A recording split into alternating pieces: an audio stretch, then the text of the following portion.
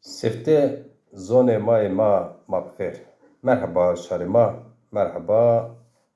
Şmayo biyobra, zaf selam, zaf hürmet gena. Merhaba saygıdeğer halkımız, halklarımız, merhaba. Hepinizi saygıyla, sevgiyle selamlıyorum.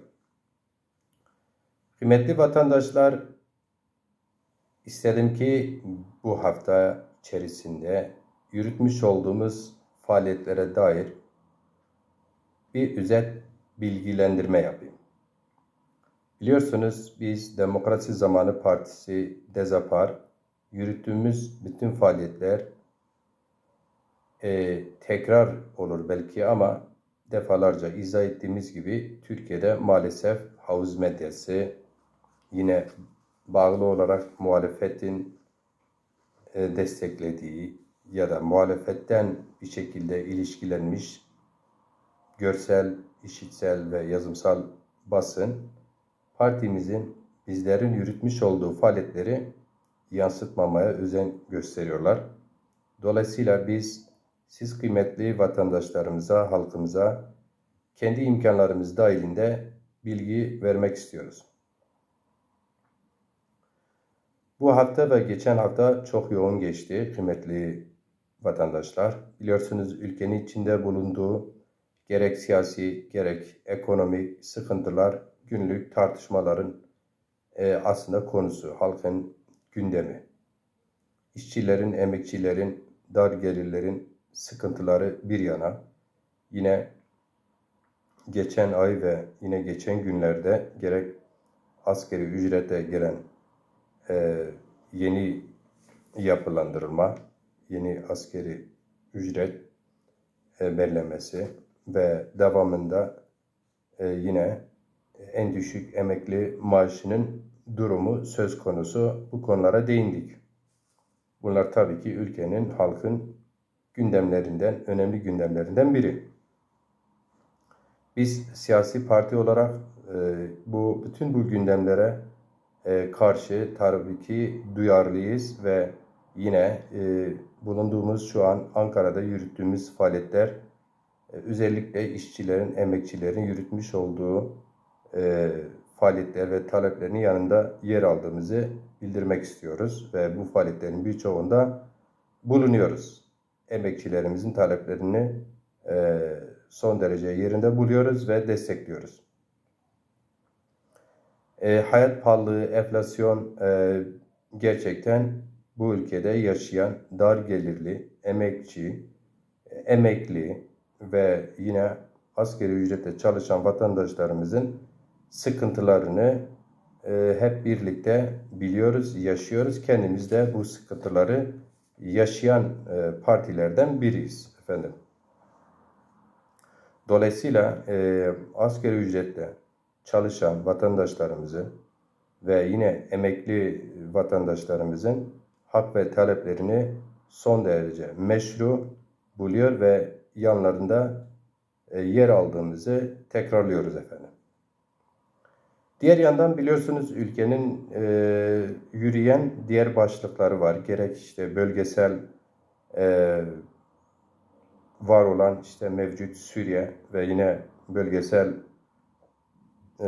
yürütülen uluslararası ve uluslararası konularda devletin bir tutumu var, bir siyaseti var, bir yaklaşımı var. Bizlerin de tabii ki bu süreci takip ediyor ve bu sürece dair sözlerimiz vardır. Diğer tarafta yine iç cepheyi güçlendirelim başlığından yola çıkan bir yaklaşım var. Son 1 Ekim'den bu yana yürüyen bir süreçte ayrıca devam ettiğini biliyoruz, takip ediyorsunuz. Bizler de bu süreci takipçisiyiz ve takip ediyoruz. Yeni anayasa noktasında anayasal çalışmaların, torba yasa çalışma faaliyetlerinin gündemde olduğunu da biliyoruz. Yine işte adını henüz tam olarak konulmasa da bu 1 Ekim'den bu yana Sayın Bahçeli'nin defalarca grup toplantılarında açıkladığı süreç var ve bu süreç bir şekilde bir İmralı heyeti oluştu. O heyet İmralı'ya gidip gelişleri oldu Daha sonra parlamentoda bulunan siyasi partileri ziyaret etti. Heyet en son bugün Edirne ziyareti oldu ve çok ayrıntılı açıklamalar olmasa da bu heyetin faaliyetleri yürüyor. Dolayısıyla eğer ki toplumsal bir barıştan bahsediyorsak, böyle bir barışı hedefliyorsak, halklarımızın meşru demokratik haklarını savunuyor ve dile getiriyorsak, bunun tabii ki yol ve yordamı barış yöntemi barış olmalıdır. Barışçıl faaliyetler olmalıdır. Açık, şeffaf, yürüyen bir sürecin içinde olunması gerektiğini söylüyoruz ve milyonlarca halkımızın gerçekten bu süreçle ilgili daha şeffaf, daha açıklayıcı, daha geniş bilgi, açıklayıcı bilgilere ihtiyacı olduğunu biliyoruz. Yine biz parlamento dışı olan siyasi partilerle de bu görüşmelerin olacağını, yapılacağını umut ediyor ve beklentimiz bu yönde. Dolayısıyla bu süreçle ilgili bütün vatandaşların olduğu gibi bizlerin de parlamento dışı partilerinde özellikle Zaza dilini ve kimliğini merkezine almış merkez parti olan Demokrasi Zamanı Partisi bizlerin de talep ve isteklerimizin olduğunu herkes Türkiye'de siyaset yapan siyaset kurumu, devlet bunu bilincinde ve biliyordur. Biz de bu süreçte boş durmuyoruz kıymetli vatandaşlar. Özellikle bu geçen hafta süreci içerisinde yürüttüğümüz bazı faaliyetleri dile getirmek istiyorum. Başta biz daha önce Sayın Cumhurbaşkanı Yardımcısı Cevdet Yılmaz'ın danışmanlarıyla görüşmemiz olmuştu. Bizzatihi Sayın Cevdet Yılmaz Bey ile bir görüşme talebimiz olmuştur ve bu talebimiz henüz devam ediyordur. Yaptığımız bu görüşme olumlu geçti ve somut olarak da Sayın Cevdet Bakanımız Sayın Cevdet Bey ile görüşme talebimiz devam ediyor. Beklentimiz devam ediyor efendim. Yine CHP eski Genel Başkanı Sayın Kılıçdaroğlu ile bir ön görüşmemiz danışmanlarla olmuştu. Geçen hafta bu tekrarlandı ve yine olumlu geçen bir görüşme oldu ve bunun mümkünse Sayın Kılıçdaroğlu ile önümüzdeki günlerde somutlaşacak bir görüşme olacağını beklentisi içinde değiliz. Somut olarak böyle bir talebimize bir karşılık oldu. Yine iktidar partisi AK Parti ile bir diyalogumuz oldu bu geçen hafta. CHP ile bir diyalogumuz oldu. Saadet Partisi ile daha önce Genel Başkan Yardımcısı ile görüşmemiz olmuştu. Yine bu hafta öyle bir girişimimiz oldu. MHP ile bir görüşme girişimimiz oldu. Türkiye İşçi Partisi ile keza öyle bir ön görüşme hazırlığımız oldu.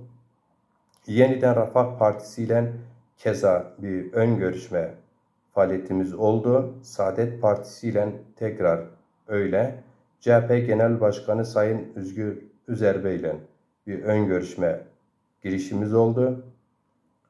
AK Parti Genel Başkan Yardımcıları düzeyinde bir ön görüşmemiz oldu efendim.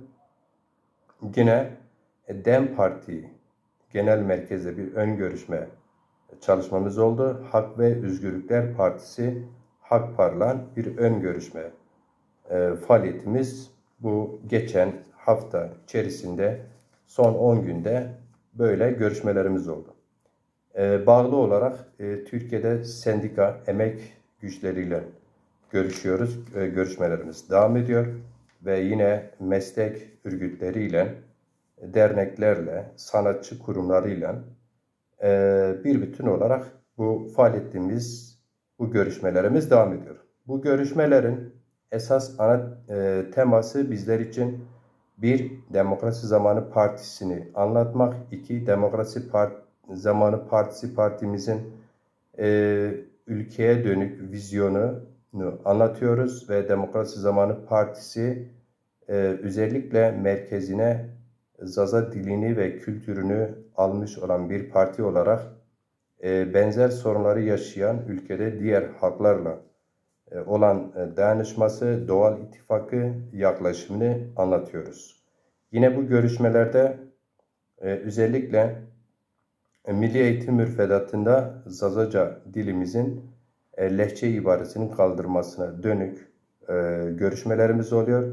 Yine 24 saat yayın yapacak bir TRT Zazaki TRT bünyesinde kanalın açılması, görüşmelerimiz devam ediyor ve bağlı olarak yine TRT bünyesinde TRT Radyo, Zazaki TRT Radyo 24 saat yayın yapacak bir radyo talebimiz de bu görüşmelerde dile getiriyoruz efendim. Yine bu görüşmelerde keza yapılacak bir anayasada, yeni bir demokratikleşme sürecinde biz Demokrasi Zamanı Partisi, bizler taraf olduğumuzu ve gerek yasal düzenleme çalışmalarına bizlerin de görüşlerinin olduğunu, talep ve dileklerimizi karşı görüştüğümüz yetkililere, partilere iletiyoruz efendim. Yine bu görüşmelerde özellikle üzerine durduğumuz önemli bir nokta daha, biliyorsunuz ülkede faaliyet yürüten ayrım yapmaksızın ismi Zazader olan bütün kurumlarımızdan vergi alınıyor. Bu özellikle görüşmelerden dile getiriyoruz. Normal dernekler yasasına göre sivil dernek faaliyeti yürüten dernekler, gerek hemşeri devlet dernekleri olsun, gerek diğer derneklerden, yani kültürel faaliyet yürüten derneklerden vergiye muaftılar ve vergi alınmaz, ama Zazaderlerden vergi alınıyor. Bu noktada Zazaderlerden vergi alınmaması yönünde en azından taleplerde bulunuyoruz ve bu konuda bilgilendirme yapıyoruz efendim. Bu özet bilgiler verme ihtiyacını duyduk. Biliyorsunuz bizlerin yürütmüş olduğu faaliyetler henüz maalesef dar ve sınırlı imkanlarla bizler tarafından paylaştığı oranda bizi takip eden, bugün biz 41 ilde örgütlü olmasak da örgütlü olduğumuz ya da ilk katılacağımız seçimde Demokrasi Zamanı Partisi'nin 2 milyondan daha fazla bir oy potansiyeli destekçisi olduğunu, bunu yetkililere anlatıyoruz ve bu gerçekten abartılı bir sayı değildir. Bu bir gerçektir. Demokrasi Zamanı Partisi Dezapar bu anlamda özellikle Zaza akademisyen, aydın, bütün bu 40 yıllık süre içerisinde yurt içi, yurt dışında faaliyet yürütmüş, eser yazmış ve yine dolaylı ya da direkt bu faaliyetlerde yer almış, içerisinde olmuş ya da bu faaliyetlere duyarlı olan kesimlerin geniş desteğine sahip olduğunu bildirmek istiyoruz. Bu yönlü her gün halkla yurt içi, yurt dışı aydınlarımız arıyor, bizler arıyoruz. İletişimimiz devam ediyor, ilişkilerimiz devam ediyor. Umutluyuz ve mutlaka bugün birileri tarafında henüz özellikle siyasi partilerin önemli bir kısmı dikkate almıyor gibi bir yaklaşım içerisinde olsalar da herkesin yürütmüş olduğumuz bu faaliyetlerin gerçekten yapıcı, makul olarak görüldüğünü söylemek isterim. Ama şu görüşmelerde şunu net görüyorum. Gerçekten katılımcı diğer arkadaşlarımızla bu konuda istişare yaptıktan sonra değerlendirme yaptığımızda şunu net görüyoruz. Bütün siyasi partiler Demokrasi Zamanı Partisi Dezapar'ın bir gün eğer 41 ilde örgütlüğünü tamamlayıp seçime katılırsa kendilerin oy kaybedeceğini, her bir siyasi partinin oy kaybedeceğinin farkındalar. Ve dolayısıyla bunu fark etmelerini önemsiyoruz. Zaten bu bilinçteydik, bunu biliyorduk. Ama birebir görüşme yaptığımız muhataplarımız gerçekten siyaseten bu noktada Demokrat Zamanı Partisi ülkenin geleceğine, demokrasisine katkı yapacağına hem inanıyor hem bir tarafta da kendilerinin oy kaybedeceğini, kan kaybedeceklerini biliyor ve şaka da olsa sohbet aralarında dile de getiriyorlar efendim. Evet, bizleri bugün dikkate almayan bazı işte basın, yayın çevreleri olabilir. Ama hiç unutmayın, bütün hikayeler bir iki kişi, bir avuç insanlarla başlar. Önemli olan bu bir iki ya da işte bir avuç insanın kararlılığı, davaya olan inançları ve 24 saat durmadan, sıkılmadan, bıkmadan, en ufak inancından bir şey kaybetmeden yoluna devam etmesidir. Biz Demokrasi Zamanı Partisi olarak son derece bütün arkadaşlarımızla kararlıyız. Yine halkımıza verdiğimiz sözün arkasındayız. Mutlaka ama mutlaka Demokrasi Zamanı Partisi Dezapar bu ülkenin geleceğine katkıları olacak ve bu ülkede demokratikleşme süreci ve barış sürecine mutlaka katkısı olacaktır ve aslında Demokrasi Zamanı Partisi biz Zazalar bir bütün olarak Türkler, Kürtler, halk olarak barış talebimiz ortaktır. Aslında halklarımız barışı arzuluyor ve barışı, demokrasiyi, hak ve özgürlükleri, emeği öne alan siyasi partiler giderek daha kalıcı bu ülkenin partileri olmaya adaylar. Demokrasi Zamanı Partisi de bu partilerden bir partidir. Hiç kimse ham hayal görmesin. Demokrasi Zamanı Partisi bayrağı bir daha yere inmeyecektir ve bu kararlılıkla ben bütün vatandaşlarımızı, soydaşlarımızı selamlıyorum.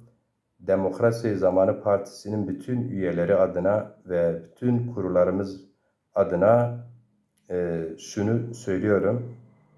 Bizler işimizin başındayız ve kararlıyız. Mutlaka hep birlikte kazanacağız. Saygılarımla hepinizi selamlıyorum.